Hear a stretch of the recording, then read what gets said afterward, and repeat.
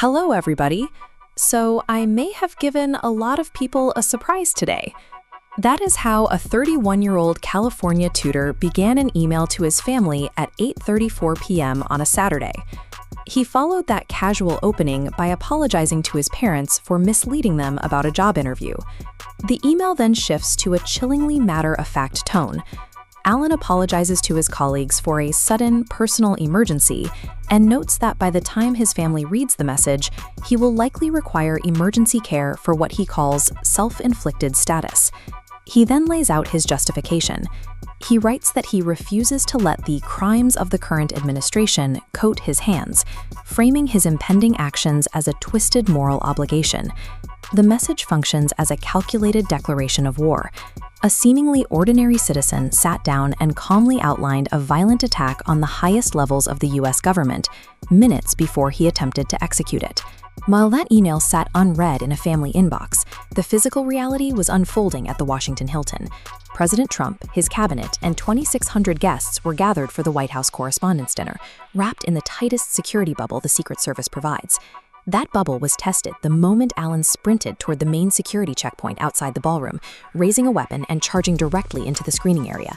Alan fired his weapon and struck a Secret Service agent, but was immediately tackled and disarmed near the metal detectors. He was taken into custody alive at the scene.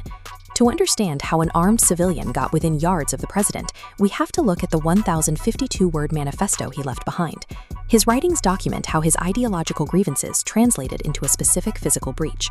On paper, Alan's life in Torrance, California looked successful. He held a mechanical engineering degree from Caltech, developed indie video games, and had recently won a Teacher of the Month award at the tutoring center where he worked. His private life contained distinct warning signs of self-radicalization. He participated in an activist network called the Wide Awakes and secretly stockpiled a shotgun and multiple handguns at his parents' house without their knowledge. In his manifesto, he wrote specific rebuttals to potential objections. He argued that the Christian mandate to turn the other cheek applies only when you yourself are oppressed. To do so when others are suffering, he claimed, is complicity in the oppressor's crimes. He tied that ideology to specific policy grievances, expressing extreme anger over the administration's military strikes on suspected drug boats in the Pacific Ocean several months earlier. Alan represents a specific evolution of the lone actor threat, a highly educated, outwardly functioning individual who quietly consumes extreme political grievances until they manifest in violence. He referred to himself in his writings as the friendly federal assassin. His approach to the attack was incredibly clinical and methodical. He literally ranked his intended victims, stating he would target administration officials prioritized from highest ranking to lowest, though he carved out a bizarre exception for the FBI director. He even factored in architectural collateral damage. He wrote that he chose to load his shotgun with buckshot rather than slugs to minimize penetration through the hotel walls and avoid harming civilians. These highly structured rules of engagement suggest a deep psychological detachment, where mass violence is planned as a controlled clinical operation. Alan dedicated a section of his manifesto to mocking the Secret Service. He asked, "What the hell is the Secret Service doing?" before pointing out that he encountered zero security upon his arrival. The core vulnerability he identified was logistical. Because the Washington Hilton is a functioning business, it remained open to the public with active guest rooms while the high-security dinner took place downstairs. This diagram shows the layout of the hotel, highlighting unsecure public access routes and guest rooms in red, contrasted against the single secure green zone around the ballroom. Alan bypassed the exterior barricades simply by checking in as a hotel guest the day prior. Nobody questioned him as he carried multiple weapons to his room.